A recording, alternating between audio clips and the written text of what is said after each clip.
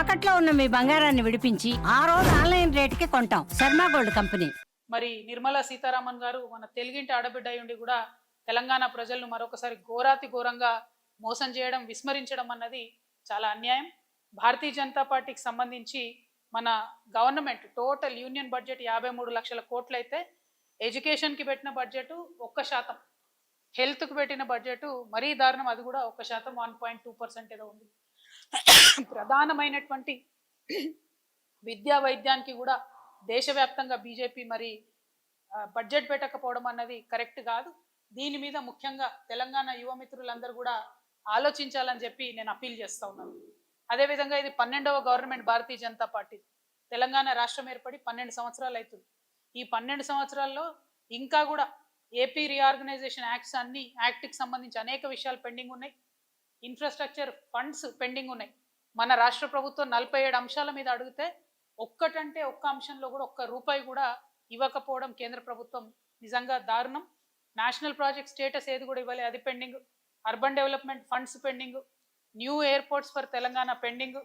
Regional ring road pending. Metro rail phase 2 pending.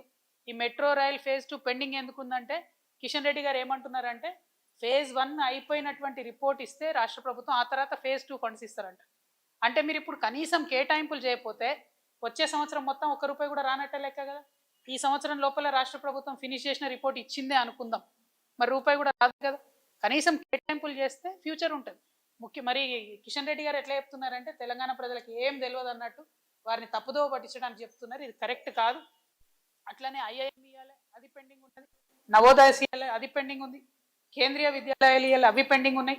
Steel plant pending ఉంది బయ్యారంలో. అట్లానే coach factory కూడా pending ఉంది. మరి ఇవన్నీ పెండింగ్ ఉంటే ముఖ్యమంత్రి గారేమో నేను కేంద్రంతో మంచుకుంటా, మోడీ గారు నా బడే బాయ్ అని చెప్పి 30 సార్లు వేసినట్టున్నాడు ఇప్పటి వరకు. అయినా ఒక 30,000 కోట్లు కూడా రాబట్టుకోలేకపోవడం అన్నది నిజంగా దారుణం. ఇది ఫెడరల్ స్ఫూర్తికి విరుద్ధం.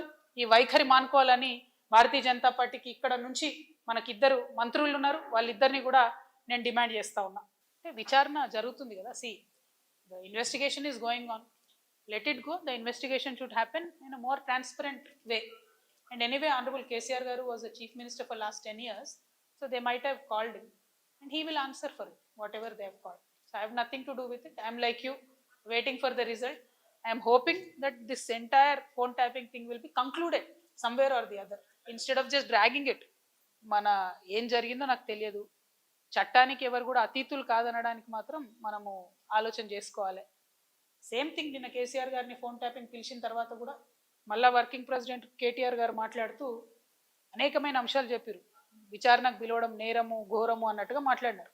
నేనేమంటున్నా, ప్రజా జీవితంలో ఉన్నప్పుడు అనేకమైన అంశాలు ఉంటే వాటి కాన్సిక్వెన్సెస్ ఫేస్ చేయాల్సి వస్తుంది.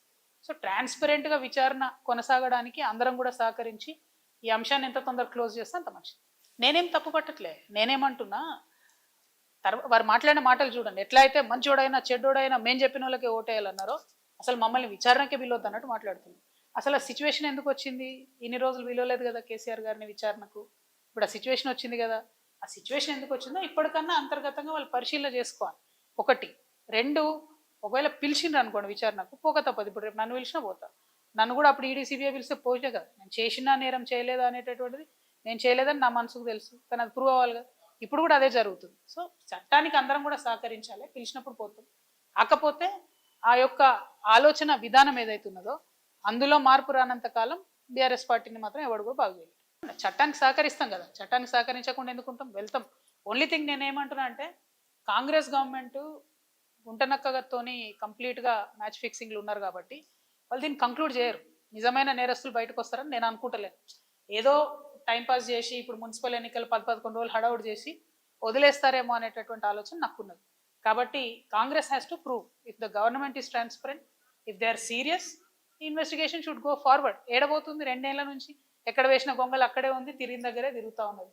సో స్టాండ్ వేసి సైకిల్ దొక్కినట్టు ఉంది పరిస్థితి. అట్లా కాకుండా కంక్లూడ్ కావాలని కోరుతున్నాను.